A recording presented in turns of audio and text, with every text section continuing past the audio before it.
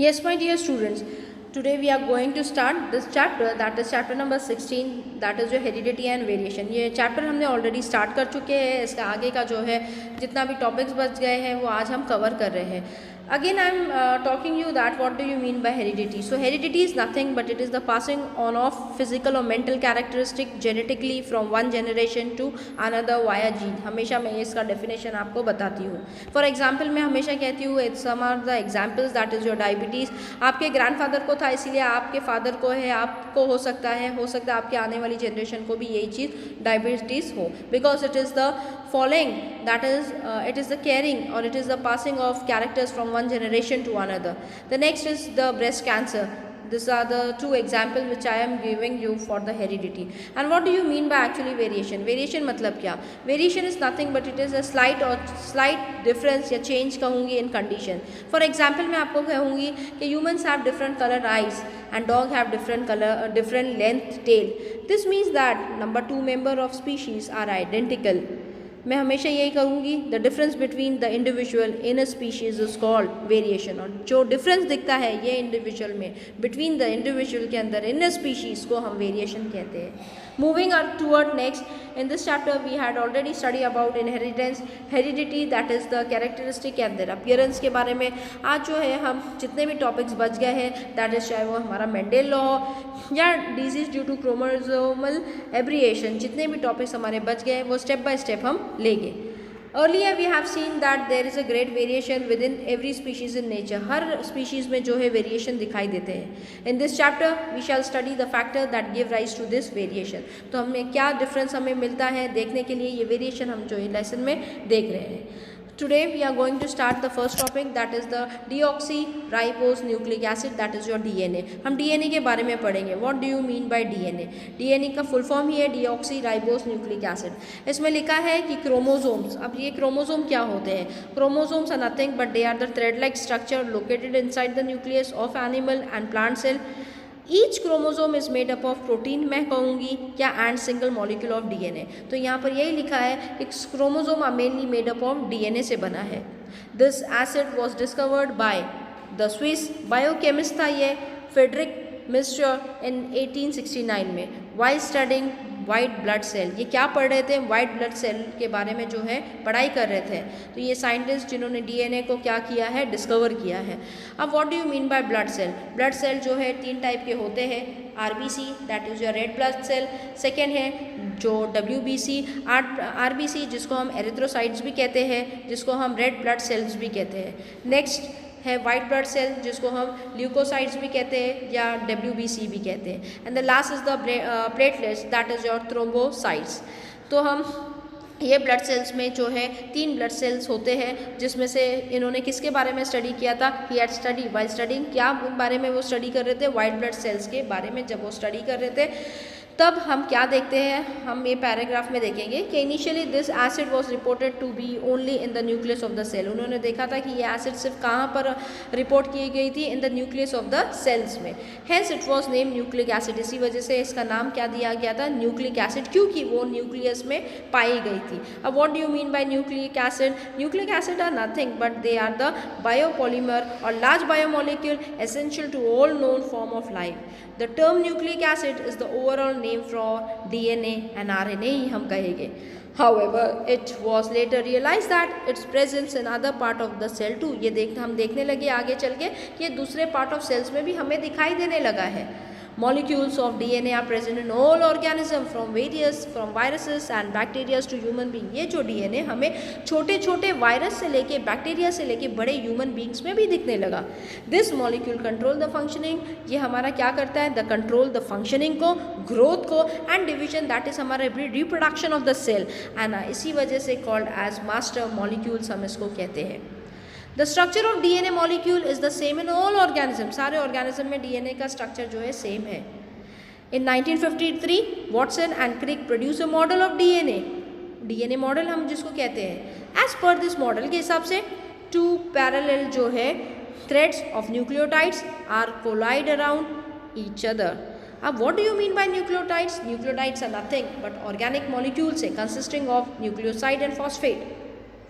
So this यहाँ पर हमें दिख रहा है कि इतना ही नहीं, this arrangement is also called as double helix. इसीलिए हमें जब डीएनए का स्ट्रैंड देखते हैं तो ये स्ट्रैंड कैसा दिखाई देता है हमें, डबल हेलिक्स फॉर्म में। This structure can be compare with the coil and flexible ladder. जैसे हमारा लैडर के फ्लेक्सिबल मतलब ये, जैसे कि फ्लेक्सिबल मतलब हिलना, और ये जो है हमें किस तरह दिखता है, डबल हेलिक्स फॉर्म में दिखता है। आपने कभी डीएनए का स्ट्रक्चर देखे होंगे तो ये डबल हेलिक्स स्ट्रैंड है my dear student. See a beautiful structure of DNA which यहाँ पर वॉटसन एंड क्रिक मॉडल दिख रहा है आपको। So this is the DNA strand my dear students which is double stranded, double helix जिसको हम कहेंगे। This is your gene. अब जीन क्या है, gene is nothing but it is the basic physical unit of inheritance. Genes are pass from parent to offspring. This is the cell, this is the nucleus of the cell, this is the chromosome जिसको आप देख रहे हैं x के form में। दो hero है, that is the Watson and Crick, और इसी वजह से इसका नाम दिया गया था ये डायग्राम का, Watson and Crick model. Next we are going to see that each strand and the molecule of DNA is made up of many small molecules जिसको हम न्यूक्लियोटाइड्स कहते हैं। और मैं एक बार फिर से कहूँगी, nucleotides are nothing but they are the organic molecule consisting of a nucleoside and phosphate. There are 4 type of nitrogenous base होते हैं ये DNA strand में हम देखेंगे। The first one is the adenine, the second one is the guanine, the third one is the cytosine and the fourth one is the thiamine। अब यहाँ पर देखेंगे एडिनाइन एंड गुआनिन, जो एडिनाइन एंड गुआनिन है इसको हम purines कहते हैं। क्या कहते हैं हम, प्यूरिन्स कहते हैं। वाइल जो साइटोसिन और थायामिन होता है उसको हम पिरिमिडिन्स कहते हैं माय डियर स्टूडेंट्स। आगे हम देखेंगे in the structure of the nucleotide a molecule of nitrogenous base and a phosphoric acid जो है क्या होती है, are each joint to molecule of sugar. Now what do you mean by phosphoric acid?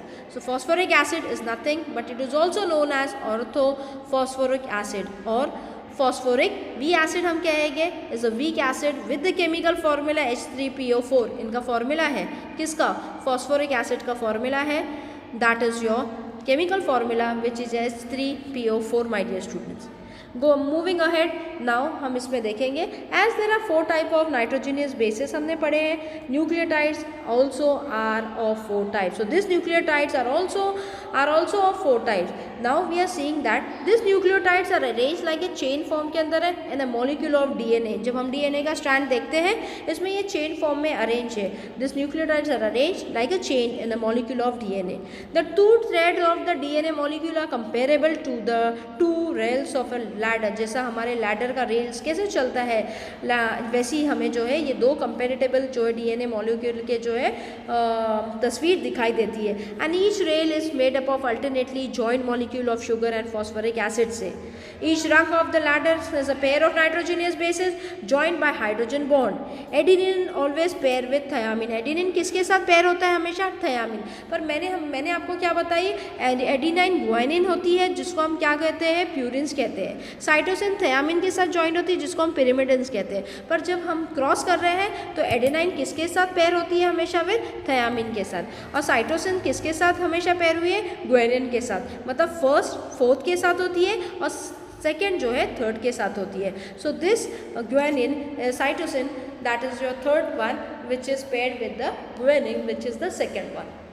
सो ये इनका पेयर है। Now we are moving toward the gene. What do you mean by gene? मैं एक बार आपको फिर से कहूँगी, एडिनिन हमेशा पेयर होती है थायामिन के साथ और साइटोसिन हमेशा पेयर होती है विद गुआनिन के साथ। Moving ahead now we are seeing what do you mean by gene. So gene is nothing but it is the basic physical unit of inheritance. Genes are pass from parent to offspring. अब हम यहाँ पर देखेंगे each chromosome is made up of single DNA molecule. हर chromosome किससे बना है, single DNA molecule से बना है। Segments of the DNA molecule को हम जीन्स कहते हैं। Due to variety in the sequence of nucleotides different kinds of genes बनते हैं। और मैंने आपको बताई कि nucleotides are nothing but they are the organic molecules consisting of a nucleoside and phosphate. This genes are arrange in a line में arrange है। Gene control करती है structure and function of the cell को and of the body को। Also they transmit करते हैं heredity character from parents से offspring तक। जो कैरेक्टर पेरेंट्स में पाए जाते हैं वही चीज़ हमें ऑफस्प्रिंग उनके बच्चों में दिखाई देती है। Hence they are said to be the functional unit of heredity. यही मैंने आपको जीन का डेफिनेशन भी बताई हूँ। That is why many similarities are seen between parents and their offspring. हम देखते हैं हमारे मॉम डैड बहुत स्मार्ट है, बच्चे भी उतने स्मार्ट होते हैं। हमारे मॉम डैड ड्राइंग के आर्टिस्ट है तो बच्चा भी उसमें उतनी ही काबिलियत होती है कि वो भी आर्टिस्ट बन गया। हम देखते हैं हमारे पेरेंट्स जो है दे आर वेरी स्कॉलर्स, तो बच्चे भी स्कॉलर्स होते हैं। So they are the characters which has been transferred from parent to offspring. Information about protein synthesis is store in the gene. इसी वजह से जितने भी information protein synthesis where it is store, it is been store in the gene. And lastly the topic which we are going to see in this chapter, that is your DNA fingerprinting. So what do you mean by DNA fingerprinting, my dear student? DNA fingerprinting is nothing but it is the sequence of gene in the DNA of a person, that is the genome हम कहेंगे, और the person is identified. हमने हमेशा CIDs वगैरह में देखा है कि DNA जो जितना भी गुनहगार होता है उसकी DNA फिंगरप्रिंटिंग की जाती है। वाई? जिससे हमें जो है पता चलता है कि वाकई में ये जो भी क्राइम किया है यही इंसान ने किया है। जब हमारी फिंगरप्रिंटिंग मिलती है तब it is useful to identify the lineage and to identify criminals. ये मैंने अभी आपको बताई because it is unique to every person. तो हर एक का DNA जो है अलग होता है, हर एक की DNA फिंगरप्रिंटिंग अलग होती है। मैंने आपको अभी जब सीक्वेंस पढ़ा रही थी, पेयर पढ़ा रही थी, जब मैंने आपको बताई थी कि एडेनाइन हमेशा पेयर होती है विथ थायामीन के साथ। My dear student, this is the pair of nitrogenous bases that is the nucleotide, and nucleotide is nothing but it is the organic molecule consisting of a nucleoside and phosphate. Guanine हमेशा जो है एक pair होती है with cytosine के साथ, ये इनका पेयर है। आगे भी जब आप 12th में 11th में आप जब साइंस लेंगे पढ़ेंगे तो हमेशा यही पेयर, ये परमानेंटली फिक्स्ड पेयर है। जैसे हम परमानेंट फॉर्मूला पढ़ते हैं मैथ्स में, उसी तरह ये इसका सीक्वेंस, इसके पेयर भी परमानेंट है, ये पेयर कभी चेंज नहीं होते हैं।